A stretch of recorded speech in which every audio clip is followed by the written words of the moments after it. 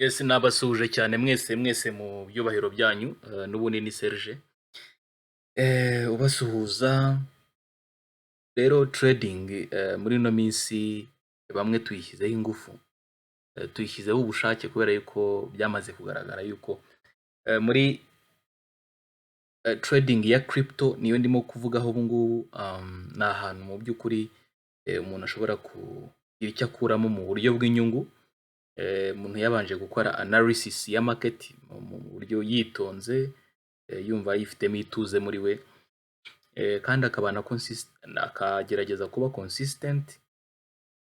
Hano naho haba uburyo bwo gukorera amafaranga, umuntu akagerageza kuyabyaza andi, kubera yuko icyambere hano muri crypto trading ku mafaranga ushyizemo bigendana n'icyo twita risk appetite.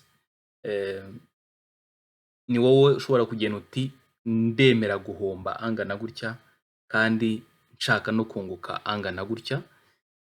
Ubwo rero bitandukanye na za business zindi dushoramo, umuntu avuga ati hari inyungu kampani irimo kutwemerera, ariko biramutse binabayeho yuko kampani umuntu abyuka agasanga system itagihari, hahita habaho kwihangana, ayo ngayo akaba arayatakaje. Cyangwa se kampani yanatinda nanone, yakora igatinda nanone za nyungu wa muntu zikamugeraho, amafaranga ye akaba yanakikuba kabiri mu kwezi kumwe.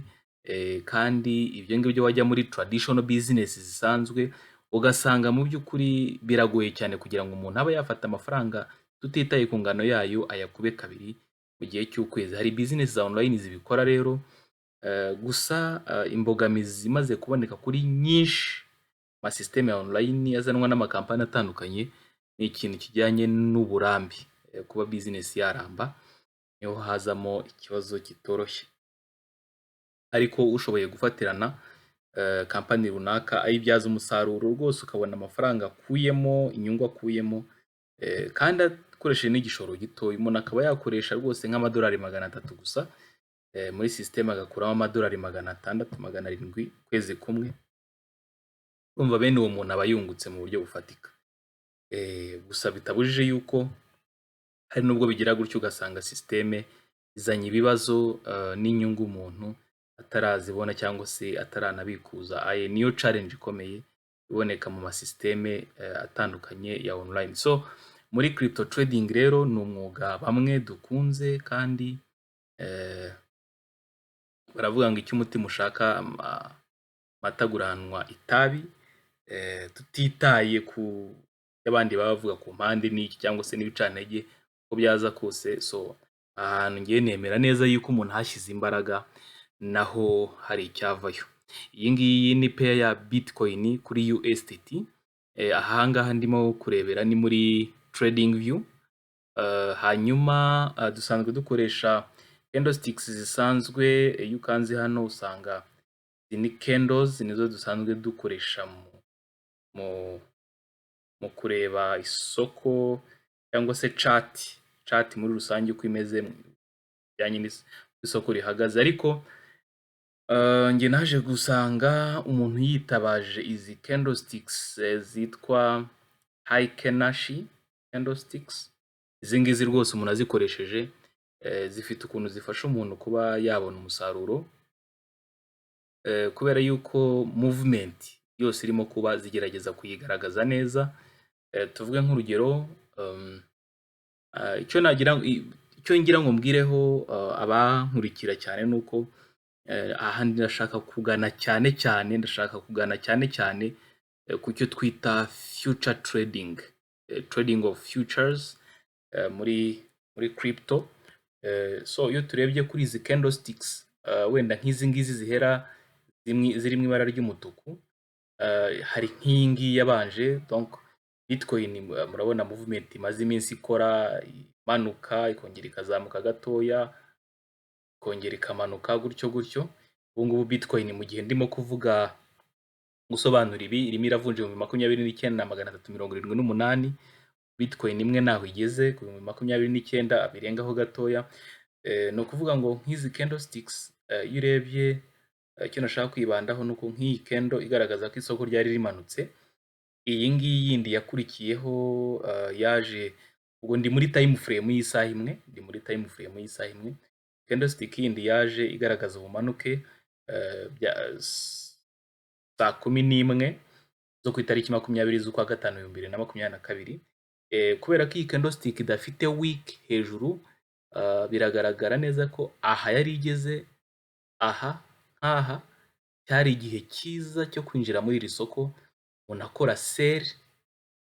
akora sell cyangwa se amanukana n'iri soko kandi akaribonamo umusaruro.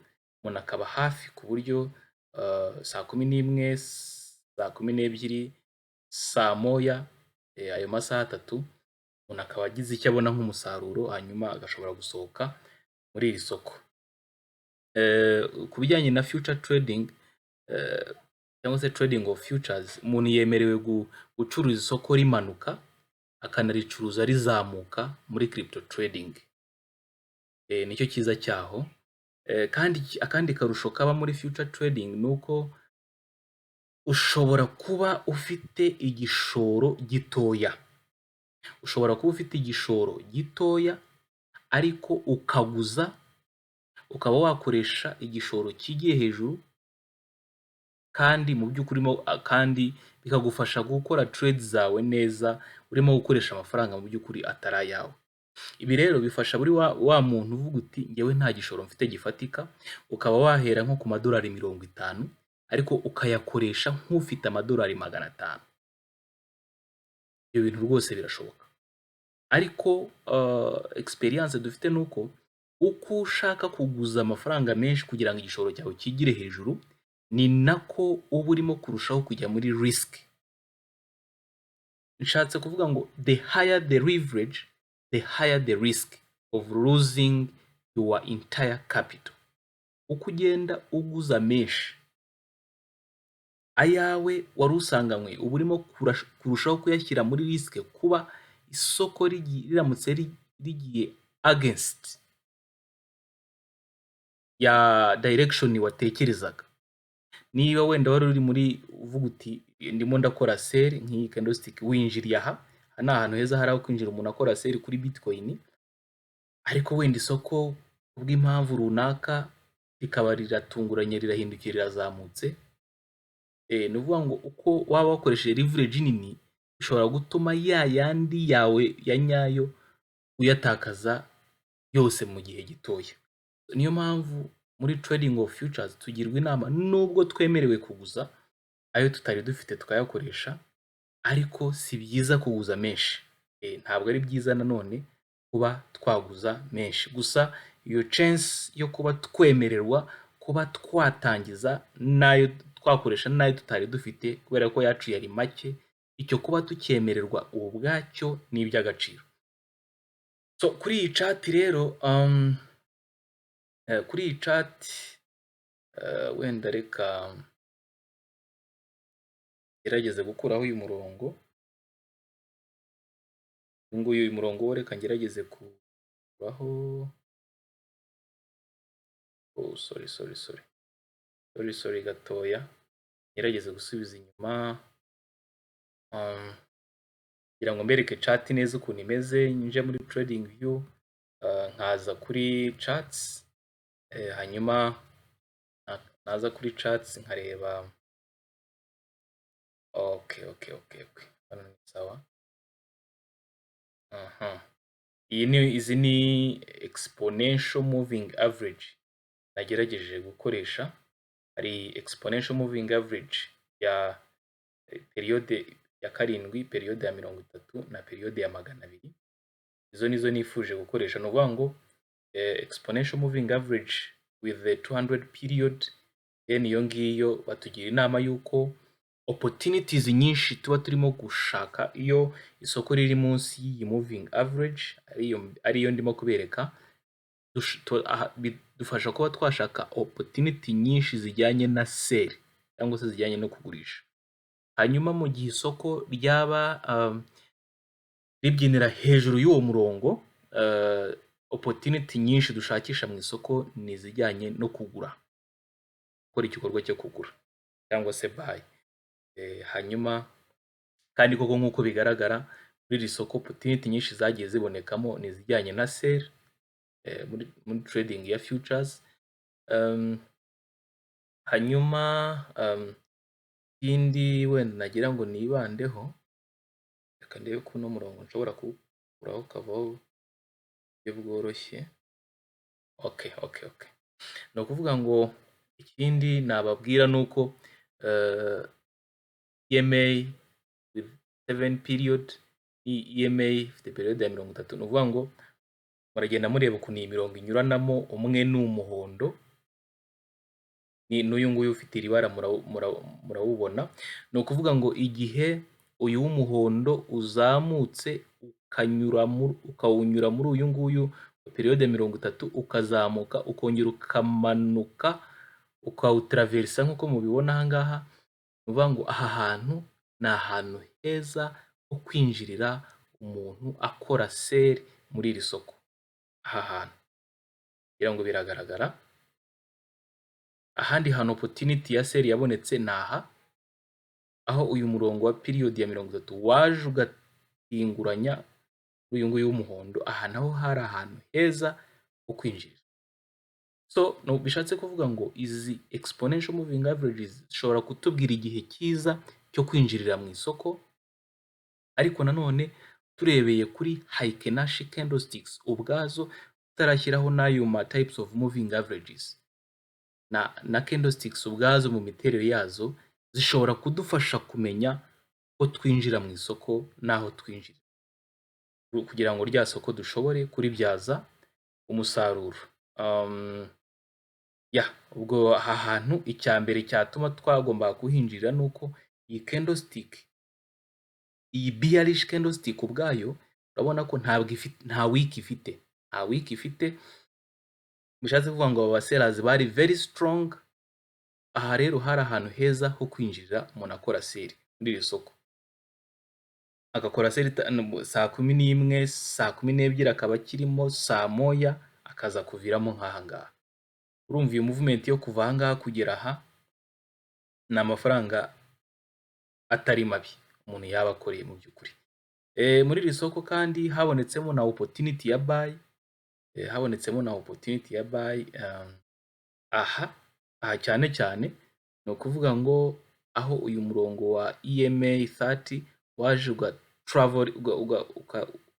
ugashobora guhinguranya ugatraversa muri uyu nguyu w'umuhondo unyuze munsi. Ni ukuvuga ngo aha hantu hari ahantu heza ho kwinjirira umuntu akora buy muri iri soko, cyane yuko n'iyi candlestick byahuriyeho yari ifite nta week ifite ikakarizo ko hasi. So candlesticks ubwazo ziba zigaragaza yuko muri iri soko aba buyers bari very strong, buryo umuntu yinjiyemo aha ngaha akazamukana n'iri soko kuzagera aha yaba arimo mu by'ukuri gukorera amafaranga.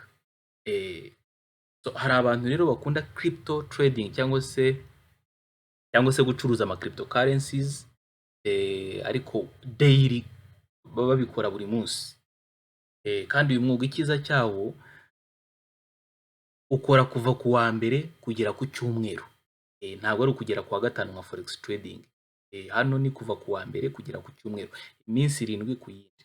Umuntu rero niba ushobora kwiha gahunda ukavuga uti yewe muri discipline yanjye nk'umuntu nzajya ncuruza amasaha aya n'aya, cyangwa se kandi icyiza gihari ni uko tutitaye kuvuga ngo bitcoin irahenze, ntabwo umuntu yapfa kuyicuruza kuko ihenze. Hano kubera yuko uba ushobora no kuguza umubroka, ushobora kuba wari ufite igishoro gitoya ariko ukaguza ukaba wagira igishoro kinini bikagufasha gucuruza mu isoko nk'iri ngiri. Ubundi biba byiza kugira cryptos, kugira pairs wibandaho muri crypto.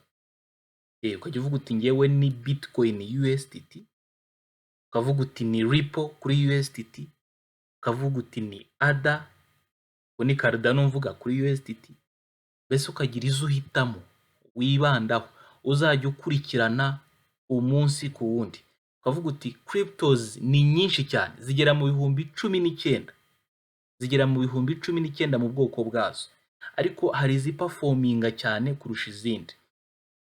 Niyo turebye kuri coin market cap tubona ama cryptocurrencies anyuramo amafaranga menshi kuruta andi. ukareba kuri rwa rutonde rw'ijana ya mbere abanza, hanyuma wenda ukavuga uti mu 10 ya mbere abanza njyewe hari izo ngiye kwibandaho, nkaba arizo nzajya nkurikirana ibyazo, kuko ugiye kuvuga ngo ukurikirane nyinshi nabyo biragoye. Biragoye gute? Urumva ntago uba uri focused, ntabwo uba uzi ngo iyi yitwara gute n'iyi yitwara gute, ari nyinshi urumva ni ikibazo. Ariko ufashe nk'ebyiri cyangwa eshatu, gusa ebyiri byo byaba akarusho, ukavuga uti njye nkurikirana movements za Bitcoin kuri USDT, nkurikirana movements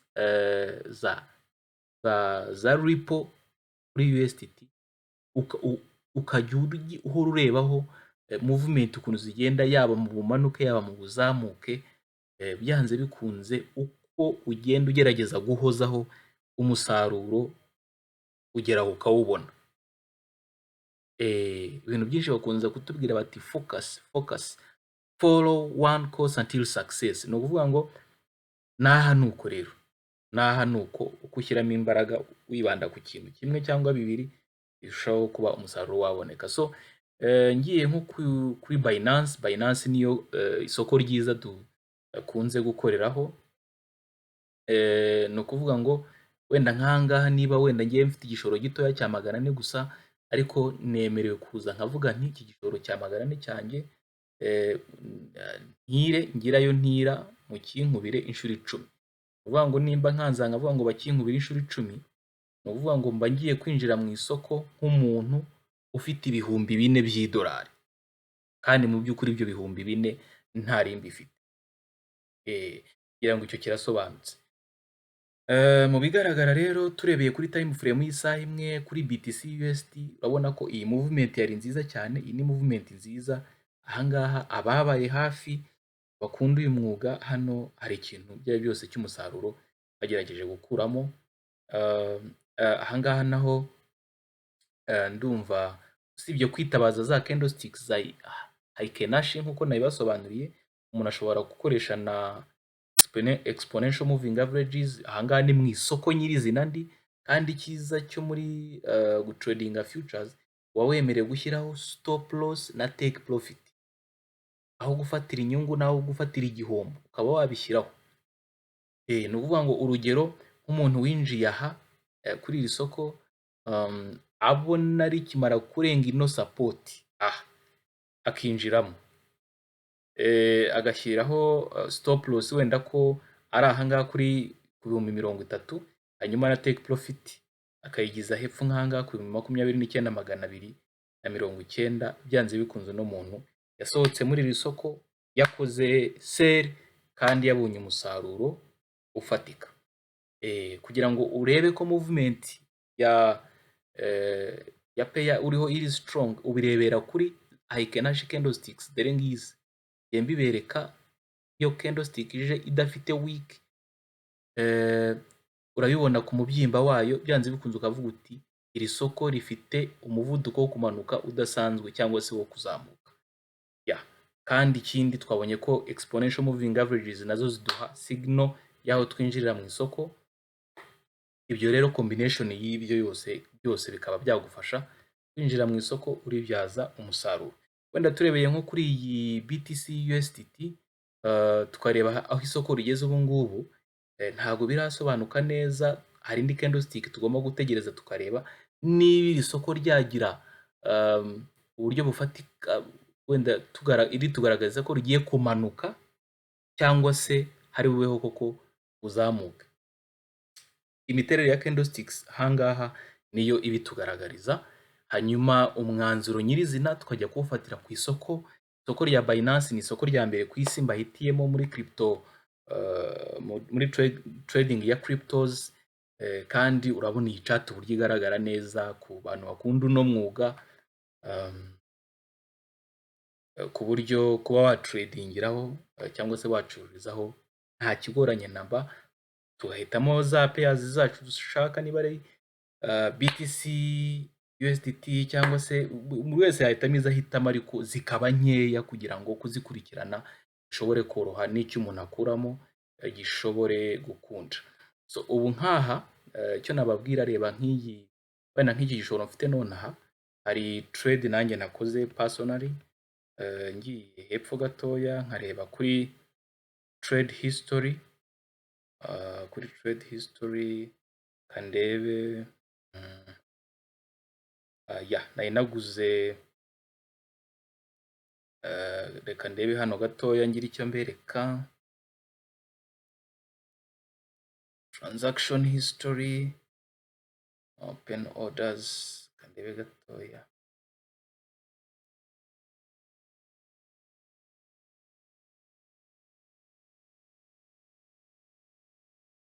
Ahangaha ndimo ndagerageza kureba mu gihe,